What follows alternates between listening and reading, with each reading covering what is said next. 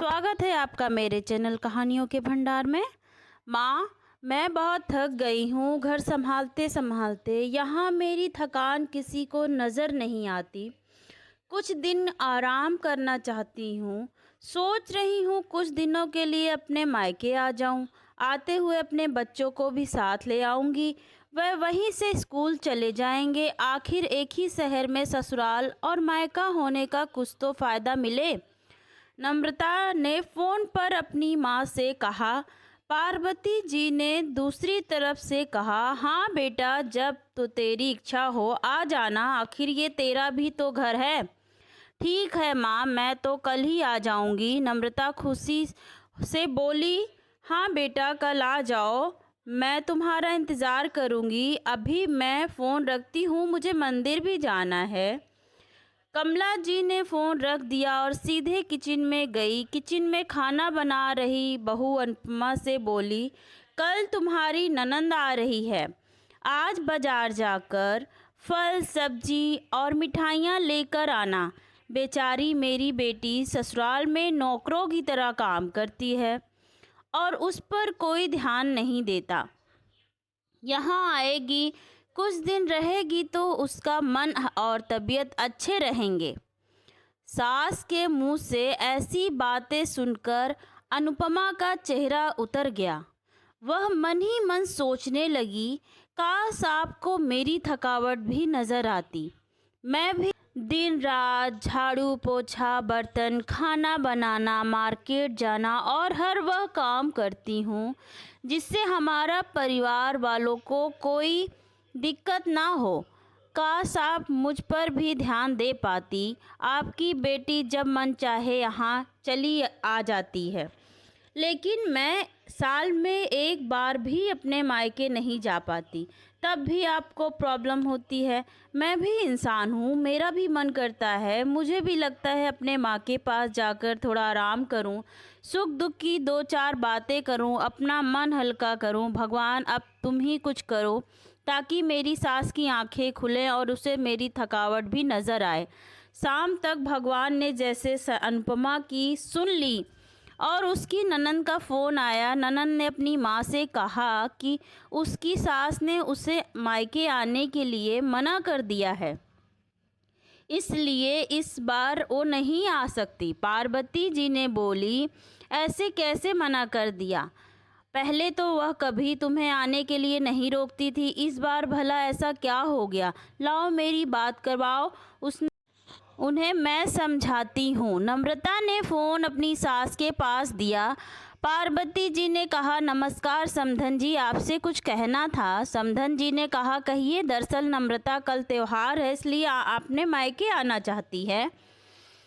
अगर आप उसे भेज दें तो अच्छा रहेगा। नम्रता की सास ने कहा, देखिए समधन जी, आपकी बेटी मायके जाकर रहे इस बात से के लिए हमने उसे कभी नहीं रोका और इस बात से हमें कोई प्रॉब्लम नहीं है। कुछ दिनों पहले मैं अपने रिश्तेदार के शादी में गई थी। वहाँ आपकी बहू अनुपमा की माता जी से मिलने का मौका मिला। उनसे गपशप करने के दौरान उनकी बातों से पता चला कि अनुपमा साल में एक ही बार अपने मायके जाने को मिलता है और वह भी बहुत समय के लिए नहीं। मुझे लगता है आपको पहले अनुपमा को उसके मायके भेज देना चाहिए और वह जब मायके होकर आ जाएगी तो मैं नम्रता को आपके पास भेज दूंगी। एक बात, बहुत ज़रूरी बात है, मुझे लगता है आपको समझ लेनी चाहिए कि आपको अपनी बहू को भी अपनी बेटी की तरह या बेटी से भी ज़्यादा प्यार देना चाहिए।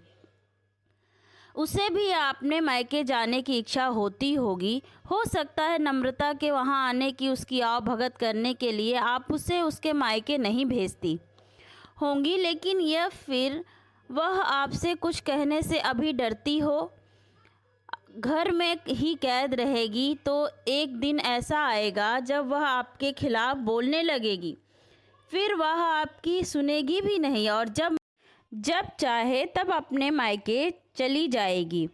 ऐसी परिस्थिति आए, इससे अच्छा है कि आप ही कुछ बदलाव अमल कर लें जिससे आपका रिश्ता और रिश्ते की मिठास खराब न हो। पार्वती जी को समधन की बात में सच्चाई नज़र आई। उन्हें महसूस हुआ कि उन्होंने अपनी बेटी के प्यार में अंधे होकर कभी भी अपनी बहू के मन का विचार नहीं किया। उन्होंने हमेशा ही अपनी बेटी को अपने बहू से ऊपर रखा। दूसरी तरफ नम्रता भी अपनी भाभी के बारे में हो रही इस बातचीत को सुन रही थी। उसने भी रियलाइज़ किया कि वह कभी कभी अपने भाभी से ठीक से बात नहीं करती और जब जब वह अपने मायके जाती है तो भाभी थोड़ी उदास रहती है। पार्वती जी ने अपनी बहू को बुलाया और उससे कहा कि अनुपमा, कुछ दिनों के लिए माँ अमृता नहीं आने वाली है, इसलिए पहले तुम अपने मायके होकर आ जाओ। यह सुनते ही अनुपमा का चेहरा खिल गया, क्योंकि यह पहली बार था जब उसकी सास ने सामने से उसे अपने मायके जाने के लिए कहा था। अगले दिन अनुपमा अपने मायके गई और इस बार 1-2 दिन के लिए नहीं, पूरे 1 हफ्ते के लिए अपने माँ बाप अपने रिश्तेदारों से मिलकर आई। और जब वह लौट कर आई तो उसका चेहरा खिला हुआ था, उसकी आंखों में चमक रही थी। अनुपमा के आने के बाद नम्रता भी अपने मायके आई और इस बार वो खुद सामने से अपनी भाभी से खुशी खुशी मिली और अच्छे से बात की। नम्रता ने अपनी माँ से बात करके उन्हें भी अच्छे से समझाने में मदद की कि वह कहीं ना कहीं अनुपमा के साथ गलत व्यवहार कर रही थे। दूसरी तरफ अनुपमा अपने ससुराल वालों के बदले रवैया से बहुत खुश थी। अब वह सबका ध्यान रखती और हर काम प्यार से करती। वह ध्यान रखती कि कोई भी ऐसी बात ना हो या काम ना हो जिससे घर में तनाव पैदा हो। पार्वती जी ने अपनी बहू को खुद ही समय समय पर मायके भेज दिया करती थी। एक छोटे से बदलाव ने सास, बहू और ननंद के बीच की कड़वाहट को दूर कर दिया और रिश्तों को और भी ज़्यादा मीठा और मजबूत कर दिया। धन्यवाद।